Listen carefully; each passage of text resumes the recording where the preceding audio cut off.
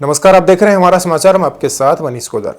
देखिए, राजस्थान विधानसभा का कुछ दिनों पहले बजट आया था। बजट में जो है काफ़ी कुछ घोषणाएं सामने आई थी। घोषणाएं अभी धरातल पर क्या रूप में जो है नज़र आती हैं, घोषणाएं क्या कुछ बजट में मिला है। हमारे साथ है पिलानी से विधायक हैं पितराम जी काला। उनसे जानते हैं कि उनके क्षेत्र में खासकर क्या कुछ बजट में मिला है और क्या कुछ जो है कमियाँ रह गई है बजट में जो इनको लगती हैं। बहुत बहुत स्वागत है सर आपका।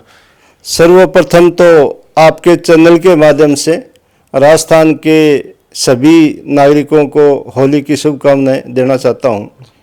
अभी आपने बताई जो बजट प्रस्तुत किया गया था, बजट के अंदर पिलानी विधानसभा के अंदर जितनी उपेक्षा की गई है जिसकी कोई सीमा और कल्पना नहीं थी। मुझे जब बजट प्रस्तुत किया गया तो पिलानी के अंदर बजट के अंदर कहीं भी पिलानी का नाम नहीं था। बजट पे बहस हुई, उसके दौरान जब मैंने मुद्दे उठाए, मैं आप लोगों को बताना चाहता हूं कि माननीय मुख्यमंत्री महोदय 3 बार शेखावाटी गए थे और तीनों बार इन्होंने यमुना की बात कही। यमुना की ये योजना बता रहे हैं कि 32,000 करोड़ की योजना है, लेकिन जो डीपीआर बनाने के लिए अमाउंट सेंक्शन होनी चाहिए थी, अब तक डीपीआर के लिए भी पैसे स्वीकृत नहीं है। जब डीपीआर के लिए पैसे स्वीकृत नहीं हुए तो कार्य कहाँ होगा? आप लोग खुद समझदार हैं, राजस्थान की जनता जानती है। इसका मतलब ये कार्य होना अभी संभव नहीं लग रहा है। दूसरा, मैं आप लोगों के ये माध्यम से बताना चाह रहा हूँ कि माननीय मुख्यमंत्री ने भी जब बजट के अंदर कहा था, हमने ये कहा था आप घोषणा करें कि इस वर्ष कितना पैसा खर्च करेंगे, तो उन्होंने स्पष्ट नहीं बताया कि इस वित्तीय वर्ष में यमुना जल समझौते के लिए हम कितना पैसा करेंगे। इससे स्पष्ट जाहिर होता है कि इस वर्ष कोई कार्य होने वाला नहीं है। यमुना जल की बात करें, हमने शीशराम ओला जो काफ़ी बार एमपी रहे हैं, एमएलए रहे हैं, उन्होंने समझौता कर दिया था कि किसानों को भी इसका लाभ मिलेगा। पिछली सत्र में कहीं ना कहीं बात सामने आई थी कि किसानों का जो हिस्सा काटकर सिर्फ पेयजल के लिए वो व्यवस्था कर दी है।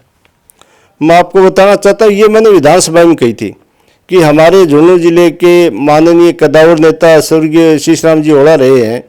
वो 8 बार विधायक रहे, 5 बार एमपी रहे, मंत्री रहे। उन्होंने इस समझौते को लागू करवाया था। उसमें शेखावाटी के किसानों की सिंचाई की व्यवस्था थी और आपने जो नया समझौता किया उसमें सिंचाई तो दूर, केवल पेयजल की व्यवस्था की और वो भी अब तक उसका डीपीआर हेतु बजट नहीं बनाया है। ये मैं आप लोगों के इस माध्यम से मांग करना चाह रहा था। तो इसका डीपीआर बनाए, कम से कम पीने की पानी की आपने 3 बार घोषणा कर दी। लोकसभा के अंदर आपने घोषणा की, उससे पहले आम चुनाव थे उसमें घोषणा की, उपचुनाव थे उसमें घोषणा की, लेकिन अभी तक कुछ नहीं हुआ। तो ये कार्य आप जनता के लिए प्राथमिकता से करें। कुंभाराम लिफ्ट परियोजना की बात करें, हम एक बार डैम बन भी चुका था जो झुंझुनू को, पूरे शहर को शुद्ध पानी देने की बात कही थी। परियोजना कहाँ तक पहुँची? देखो, कुंभाराम लिफ्ट वाली परियोजना है, जो ही हमारे कन्हैयालाल जी मंत्री थे, मैंने प्रथम विधानसभा के अंदर ये मुद्दा उठाया था मेरी जनता के लिए, तो उन्होंने कहा था भाई मैं ये व्यवस्था करूँगा और वहाँ पिलानी जाके 3 जिलों के अधिकारियों से उन्होंने बात भी की थी। अब की बार बजट में मैंने कहा था आपने 3 जिलों की मीटिंग की, इसके बावजूद पिलानी के अंदर वो आज से 2 साल पहले स्थिति थी वो ये है। पहले पानी उपलब्ध नहीं था। ये अमरजीत जी महाराज CS से मैं 2 बार मिला था और ये सरकार की भी इच्छा थी। पानी तो अलर्ट हो गया, लेकिन कुंभाराम लिफ्ट परियोजना जो पानी है मंडेला से पिलानी आना था पाइप के थ्रू, उसकी डीपीआर भी हो गई, पैसे भी सैंक्शन हो गए, उसका भी टेंडर जारी नहीं हुआ। तो जल्दी से जल्दी टेंडर जारी करवाएं जिससे पिलानी की जनता को राहत महसूस हो सके। क्या लगता है कि कब तक जो है जनता को इसका लाभ मिल पाएगा? क्या इस सत्र में मिल पाएगा या अगले विधानसभा चुनाव तक ये जो बात है वो चलती जाएगी? माननीय मंत्री महोदय को मैंने कहा था, वो कह तो रहे, लेकिन मुझे लग नहीं रहा कि इतने जल्दी आ जाएगा। बाकी जनता की तीव्र आवश्यकता, सबसे ज़्यादा पीड़ित जनता पानी के लिए है। तो मैं पुनः आपके चैनल के माध्यम से मांग करता हूं कि वो पानी उपलब्ध हो जिससे जनता को राहत मिल सके। खैर, पानी की कमी तो है ही झुंझुनू में फिलहाल है, दर प्रतिदिन जो है पानी घटता जा रहा है। किसानों की अगर हम बात करें तो किसानों पर जो है मुआवजा तो सरकार कहीं ना कहीं वो तो लटकता रहता ही है। आवारा पशु, इस क्षेत्र में बात करें, आपके क्षेत्र में आवारा पशु कुछ ज़्यादा ही देखने को मिलते हैं, क्या सरकार कदम उठा रही है? देखो, मैंने आपको ये कहा था, पहली बात तो किसानों को मुआवजा बकाए वो दें। और जब विधानसभा में मुझे बोलने का अवसर मिला था, मैंने ये कहा था कि पूरी राजस्थान के अंदर आप सबसे बड़ी समस्या है वो आवारा पशु हैं और उनमें भी क्या है कि सांड है। और सांड खेती की पूर्णतः बर्बादी कर देते। किसान 6 महीने देखभाल करता है, उसकी चौकीदारी करता है, एक दिन भी मिस हो जाता है उस दिन पूरे सांड जाते, फसल किसान की बर्बाद कर देते। तो मैंने सुझाव भी दिया था, आप जितनी भी गौशालाएं हैं उनके अंदर सरकार अनुदान दे रही है, उसके अंदर 5% सांड रखना अनिवार्य करें, जिससे वो गौशाला के अंदर हो जाएंगे। सरकार इसका 10 महीने का अनुदान दे रही है और किसानों की जो फसल बर्बाद हो रही है वो फसल बर्बाद नहीं होगी। तारबंदी का पैसा नहीं लगेगा, तारबंदी करवाते हैं जो आवारा सांड है वो उस तारबंदी को मुद्दे के क्रॉस करके चले जाते हैं, उससे तारबंदी भी खराब हो जाती है और किसान को अनावश्यक बाहर भी पड़ता है, उसकी फसल भी नष्ट हो जाती है। शिक्षा की अगर हम बात करें तो शिक्षा में जो है पिलानी क्षेत्र काफ़ी नाम पूरे देश भर में चलता है। पिलानी का, विट्स पिलानी का नाम चलता है। गवर्नमेंट भी कई शिक्षा के केंद्र हैं यहाँ पर क्या लगता है कि यहाँ पर शिक्षा होने के बावजूद भी कहीं ना कहीं विकास में पीछे रहने का क्या कारण है? तो मैं आप लोगों के माध्यम से बताना चाह रहा हूँ, पिलानी मुख्यालय जहाँ आज तक गवर्नमेंट कॉलेज नहीं है, यहाँ 40-45 सीनियर सेकेंडरी स्कूल हैं, 5-6 प्राइवेट महाविद्यालय हैं और राजकीय महाविद्यालय नहीं होने से आम आदमी है, गरीब है, किसान है, मजदूर है, जितने लोग उनको बाध्य होना पड़ता है अधिक फीस दे के दूसरी जगह जाने के लिए। उसके या तो चिड़ावा जाते हैं या लोहारू जाते हैं, प्राइवेट में जाते हैं। तो जब तक यहाँ गवर्नमेंट कॉलेज नहीं होगी जनता को फायदा नहीं मिलेगा। और इसके लिए मैं उस शिक्षा मंत्री से भी आग्रह किया था कि पिलानी के अंदर साबू महाविद्यालय था जिसका एड 90% राज्य सरकार देती थी, आप उसको अधिग्रहण करके राजकीय महाविद्यालय घोषित कर दें, उसके अंदर एडमिशन चालू कर दें, जिससे जनता को राहत मिल सके और वहाँ जो बच्चे हैं उनको शिक्षा मिल सके और आर्थिक बाहर अधिक नहीं मिले। अभिभावक हैं वो भी उनको रिलीफ महसूस हो और अपने बच्चे उनको ये देखे भाई यहीं पढ़ रहे हैं तो किसी प्रकार की मानसिक परेशानी नहीं हो और आर्थिक उन पे बाहर नहीं पड़े। ये मैंने क्या की मांग की थी। शिक्षा में कहीं ना कहीं परिवहन का भी अहम योगदान रहता है। कुछ कई दिनों पहले जो है वहाँ के सांसद ने मुद्दा उठाया था संसद में रेलवे का। पिलानी क्षेत्र में कहीं ना कहीं एक रेलवे ट्रैक है जो पिलानी क्षेत्र जो है रेलवे से कहीं ना कहीं दूर है, उसका मुद्दा भी उठाया गया था। क्या लगता है कब तक वो रेलवे की सुविधा पिलानी को लोहारू से मिलेगी? ये तो माननीय हमारे सांसद महोदय हैं, उन्होंने मुद्दा उठाया था और केंद्रीय रेल मंत्री है, उन्होंने उसकी DPR की मंजूरी दे दी है। वो रेल लाइन तो जल्दी हो जाएगी। इसके लिए तो माननीय सांसद महोदय केंद्रीय मंत्री को मैं धन्यवाद देना चाहूँगा।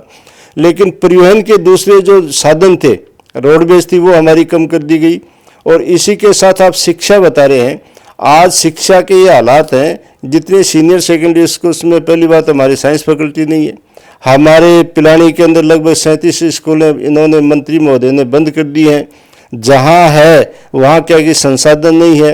अभी पिछले दिनों एक तुका आदेश निकाला था कि प्रिंसिपल कुत्ता घेरेंगे, तो इस प्रकार के आदेश निकाले हैं। और अभी एक आदेश और निकाला है कि जितने अध्यापक हो वो बोर्ड की अपनी योग्यता लिखेंगे। तो मैं तो सबसे पहले आपके चैनल के माध्यम से ये भी कहना चाह रहा हूँ कि मंत्री तो अपनी योग्यता लिख दे कम से कम, भाई मैं कितना योग्य हूँ, जिससे पूरे राजस्थान को और भारत को मालूम पड़ जाए हमारा शिक्षा मंत्री कितना काबिल है, क्या उसकी योग्यता है। योग्यता मंत्रियों की तो खैर सामने आएगी। एक आज जो बिल पास होने वाला था, 2 बच्चों की मान्यता थी कहीं ना कहीं कि 2 बच्चों से अधिक वाला भी जो है पंचायत निकाय चुनाव लड़ सकता है। क्या लगता है कब होंगे चुनाव और ये मान्यता को आप कैसे देखते हैं? देखो, ये चुनाव तो कराने के मूड में नहीं है। इनको मालूम है पर्ची की सरकार है, जो ही पंचायत राज के इलेक्शन होंगे इनका बहुमत नहीं आएगा और बहुमत नहीं आएगा तो ये पर्ची चेंज होने की पूरी इनकी संभावना, इसलिए चुनाव नहीं कराना चाहते। दूसरा 2 बच्चों वाला है, तो 2 बच्चों वाला ये जनसंख्या नियंत्रण के लिए माननीय भैरव सिंह जी मुख्यमंत्री थे, 1995 में वो लेके आए थे कि राजस्थान के अंदर जनसंख्या नियंत्रण हो। उन्हीं के मुख्यमंत्री का आदेश को इन्होंने चैलेंज किया, उसको बदला है, तो मेरे हिसाब से तो उचित नहीं है।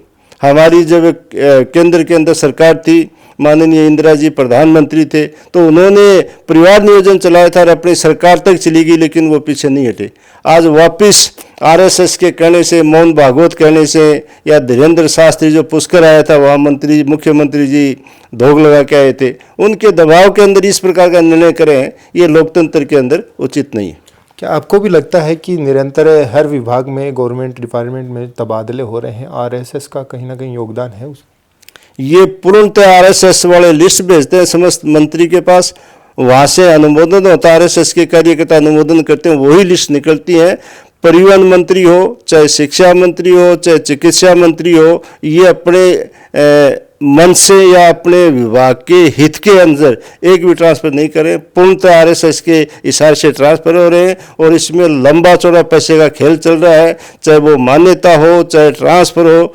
एक भ्रष्टाचार की पूर्णतः मतलब क्या है कि इसके अंदर खेल चल रहा है। मैं इसकी भी आलोचना करता हूँ। ट्रांसफर वो नीतिगत निर्णय के तहत करने चाहिए। हाल और शेखावाटी की बात कर लें तो शेखावाटी में इस बजट में भी आपको क्या लगता है कि कैसी निराशा मिली है शेखावाटी को, क्या कमियां रह गई अब भी? मैं आपको बताना चाहता हूँ, शेखावाटी के अंदर हमेशा जब भी सरकार रही है, राज्य की सरकार हो, उसके अंदर हमारा बड़ा प्रतिनिधित्व रहा है। हमारे 3 मंत्री क्या है कि कांग्रेस के टाइम में, तब आप देख रहे हो राजस्थान के मंत्रिमंडल में हमारा शेखावाटी का कोई प्रतिनिधित्व नहीं है, तो ये बड़ा दुखदायी है। और प्रतिनिधि मंडल नहीं है मंत्रिमंडल में, इसी कारण से शेखावाटी उपेक्षित रहा है। यहाँ न तो कोई मेजर प्रोजेक्ट वो सैंक्शन किए हैं, न बड़ी कोई घोषणाएं की हैं, और न क्या कि क्षेत्र की जनता के लिए कोई बड़े कार्य की घोषणा की है। केवल लोगों को भ्रमित करने वाले कार्य किए हैं। ये बहुत ही निंदनीय काम है। तो देखिए, ये थे हमारे साथ पिलानी विधायक पितराम जी काला। इन्होंने बताया कि बजट में कहीं ना कहीं फिर से शेखावाटी को निराशा हाथ लगी है। यमुना जल की बात कर लें तो वो भी जो मुद्दा है वो वहीं का वहीं रह गया है। फिलहाल कोई प्रोग्रेस की उसमें बात नहीं की गई है। अभी देखते हैं कि ये बजट जो है धरातल पर किस रूप में उभर कर आता है। आगे की जो भी अपडेट रहेगी फिर दिखाएंगे आपको। बने रहिए हमारा समाचार पर। कैमरा सहयोगी मुकेश के साथ मैं मनीष कोदारा, हमारा समाचार।